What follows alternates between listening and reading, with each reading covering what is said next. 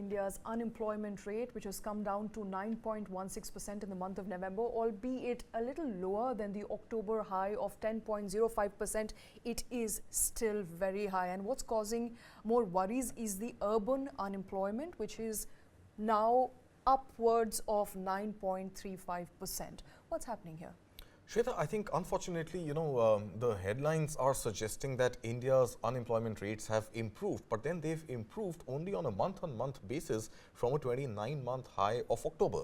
It is still a very, very worrying sign. Absolutely. At upwards of 9% unemployment rate, you're looking at almost the same double digits that you had seen last month, of course. But prior to that, in the peak of the COVID era in 2021, that is when you had actually seen unemployment rate breach the double-digit mark.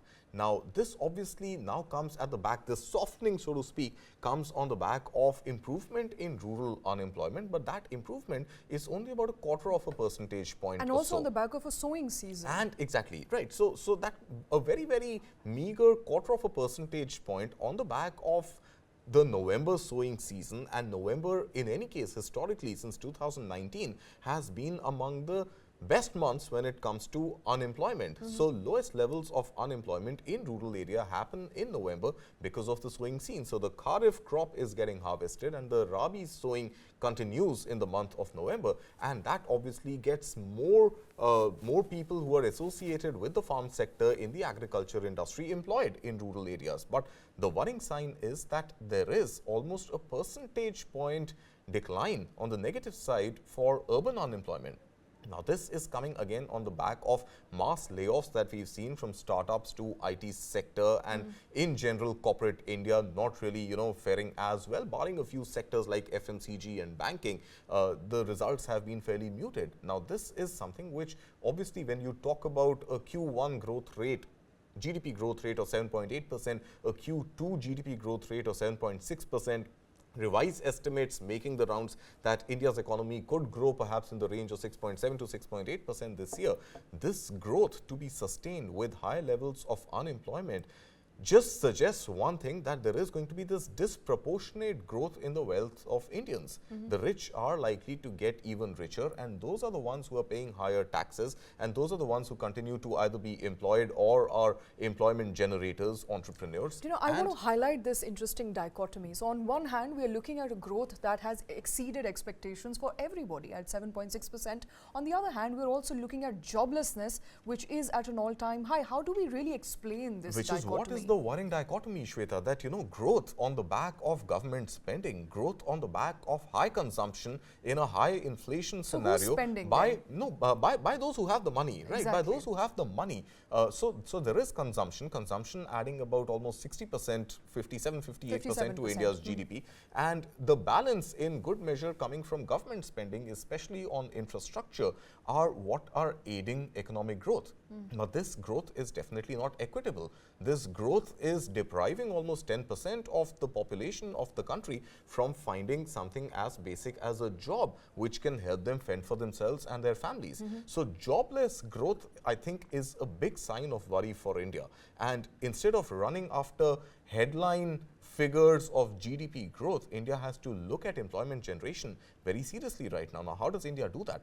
Number one, you have got to have the right policies in place and perhaps tweaking of policies to enable corporate India to give more jobs. There has to be more rural entrepreneurship as well as urban entrepreneurship of sustainable businesses rather than fly-by-night operators or companies which command high valuations only to realize that business is not sustainable a year, 2 years, 3 years, 5 years down the line and letting go of people who are getting hired. But overall, at almost a double digit, even though it is a softening from last month's data, we are still looking at upwards of 9% of unemployment rate. Remember, the problem that China is facing right now is that 20% of its youth, double that of India in percentage terms, but 20% of its youth is unemployed. That has obviously had a major impact on property purchases, on automobile purchases, on high value goods purchases. So any sort of discretionary spend which is expected from a population as large as China's is now getting compromised to a tune of about 20% because of that high unemployment rate. Now, how long can India actually afford to get the government to keep investing, and some sections of society who are employed and who are perhaps, the richer of the lot, to continue drawing the consumption story forward. I think at some point there has to be a very, very serious sort of policy intervention to ensure that this number comes down to no more than about 4%, 5% or so. Right, and policy intervention not just by the way of providing, employment or unemployment wages through Manrega, but actual job creation. Job creation is what is required. And also for private companies to pump in more money to start employing more people. I think that is what we're looking at to sustain this growth momentum, because it cannot sustain we keep without talking jobs. about animal spirits of corporate India yet to be unleashed. There are contradictory reports which say that no, corporate spending, capital creation capital formation has increased quarter on quarter, year on year. But I think the point is very simple. Right now, what is the first challenge that India has up, against right now?